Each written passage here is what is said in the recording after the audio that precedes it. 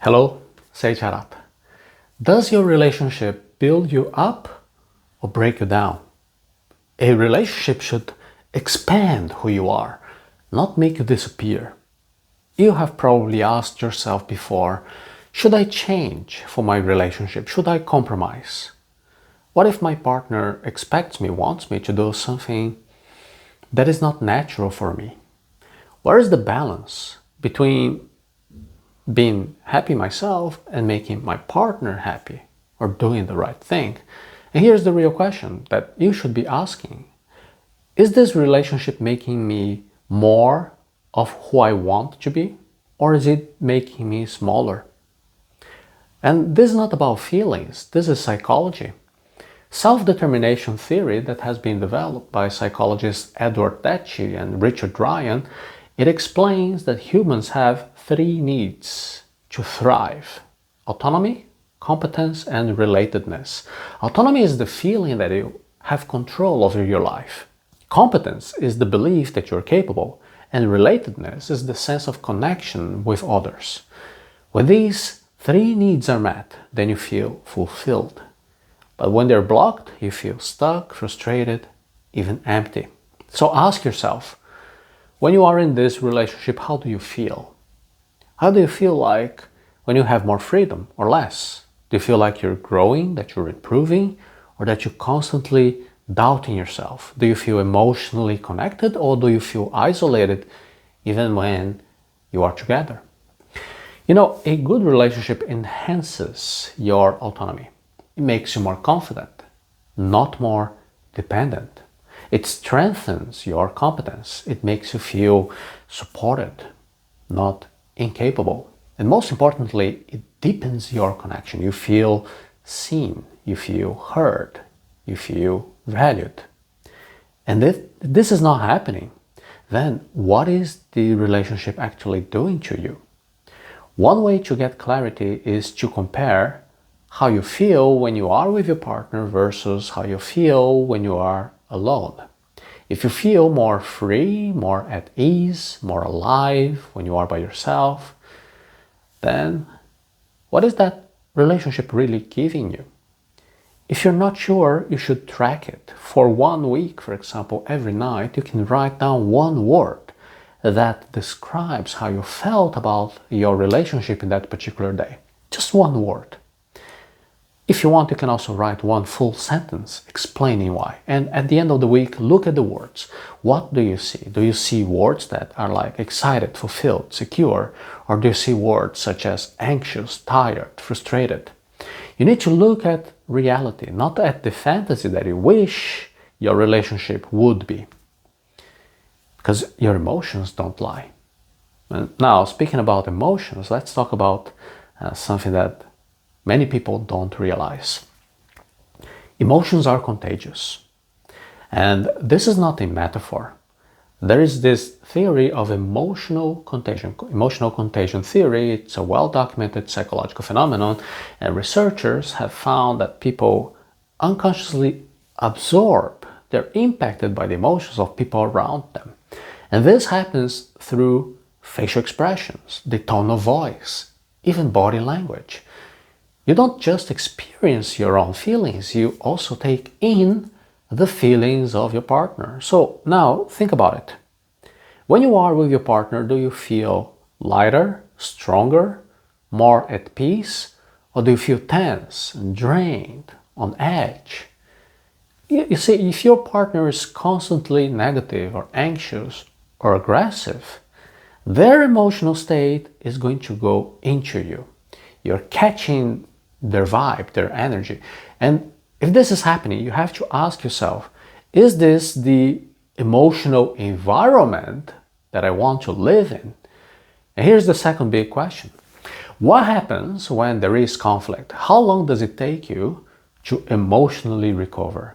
You see, a good relationship is not about never having fights. It is about how fast you can recover after one. If you argue and then you feel fine again within a reasonable amount of time, that is normal. But if an argument leaves you feeling exhausted for hours and days, even weeks, well, that's a problem. Pay attention to what happens after the fight. Do you feel hurt? Do you feel ignored? Do you feel like things got resolved? They're better? Or do you feel like the same arguments keep repeating over and over? And now, something that is even more important. Do you feel safe?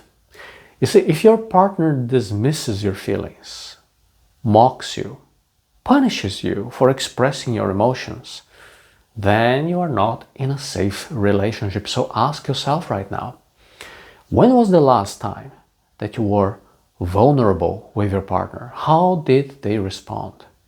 Did they listen? Did they support you?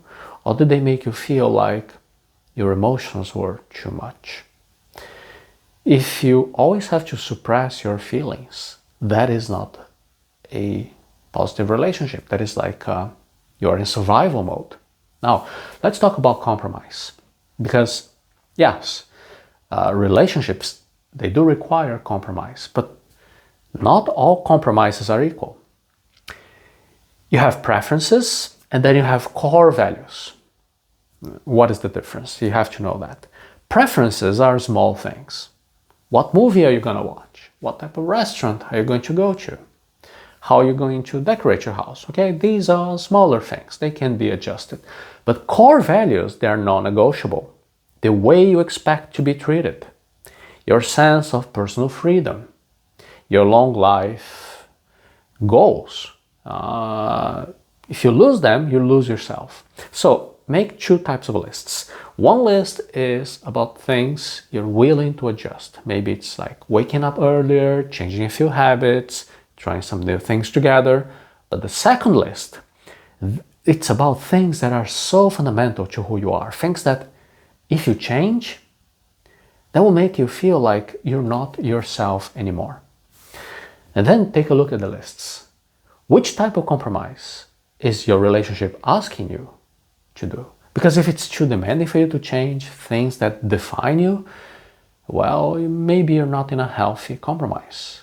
You are like in a slow erosion of yourself. Now make the test. This is a very powerful question you should ask yourself. Would you want your future child to experience the same relationship that you are in right now? Imagine your son, your daughter, growing up, ending up in a relationship exactly like yours. The same dynamic, same conflicts. Would you feel happy for them? Would you say, yeah, that's a great relationship for you, I'm so happy? Or would you feel the urge to warn them, tell them to be careful, maybe tell them to leave? Because if you wouldn't want your child to experience this, why are you allowing yourself to experience this? A relationship should never make you less, should make you more, should support who you are, should challenge you in ways that help you grow, not ways that break you down. And you have the power to choose. And before you decide to stay, before you decide to change, before you decide to compromise, you should ask yourself, are you becoming more of yourself in this relationship, or are you disappearing? And then listen. If you really want to understand yourself better, if you want to make choices that lead to true fulfillment, I want you to take a look at a link I prepared for you. This is arata.se/happiness. This is where we go deeper into the science of happiness, positive psychology, things that really make you fulfilled. Because happiness is not something that you suddenly discover. It is something that you learn to create. So go to arata.se/happiness.